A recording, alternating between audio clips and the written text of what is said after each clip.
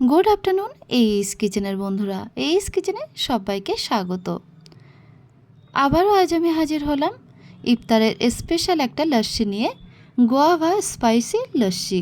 একদম ঠান্ডা ঠান্ডা স্পাইসি গোয়াভা লস্যি সন্ধ্যায় ইফতারে রাখুন, দেখবেন সারাদিনের ক্লান্তি দূর হয়ে গেছে। তাহলে চলুন বন্ধুরা দেখে নেওয়া যাক।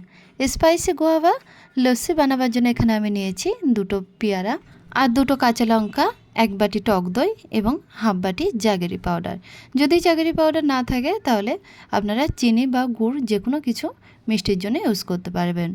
প্রথমে পেয়ারাগুলো কিন্তু এরকমভাবে ছোট ছোট করে কেটে নিতে হবে। তারপরে দেখুন লঙ্কাগুলো এরকমভাবে কেটে নিয়ে এর বীজগুলো ফেলে দেব। তারপরে একটা ব্লেন্ডার জারের মধ্যে পেয়ারার টুকরোগুলো দিয়ে দিচ্ছি। তারপরে দিয়ে দিচ্ছি ছোট 1 চামচ বিট লবণ এবং জাগেরি পাউডার।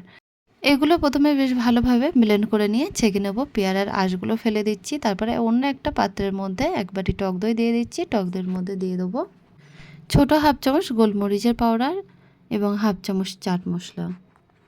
সবগুলো একসাথে বেশ ভালোভাবে মিক্সড করে নিয়ে গোয়াভা বাল্বের মধ্যে দিয়ে দেবো। তারপরে দেখুন এটাও কিন্তু ভালোভাবে মিক্সড করে নেব।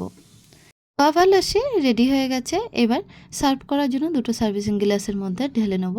নিয়ে 1 চামচ করে ঘরে তৈরি মালাই দিয়ে দিচ্ছি। আর দেখুন অল্প একটু গ্রেট করা পেয়ারা দিয়ে দেবো। তারপরে ভাজা জিরে পাউডার ছড়িয়ে দিচ্ছি হালকা করে। স্পাইসি গোয়াভা লস্যি কিন্তু একদমই রেডি হয়ে গেছে। এখন ঠান্ডা ঠান্ডা পরিবেশন করুন। অসাধারণ স্বাদের এই গোয়াভা স্পাইসি লস্যি আপনি কিন্তু অনায়াসে ইফতারে রাখতে পারেন।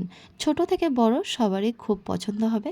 তাহলে বন্ধুরা আমার এই রেসিপিটা একদিন বাড়িতে অবশ্যই ট্রাই করে দেখতে পারেন। আশা করছি ভালো লাগবে। যদি ভালো লেগে থাকে তাহলে আমাকে একটা কমেন্ট করে জানাবেন আর ভিডিওতে একটা লাইক করবেন। আর আমাদের চ্যানেলটা যদি এখনও পর্যন্ত সাবস্ক্রাইব করে না থাকেন তাহলে সাবস্ক্রাইব করার জন্য অনুরোধ থাকলো।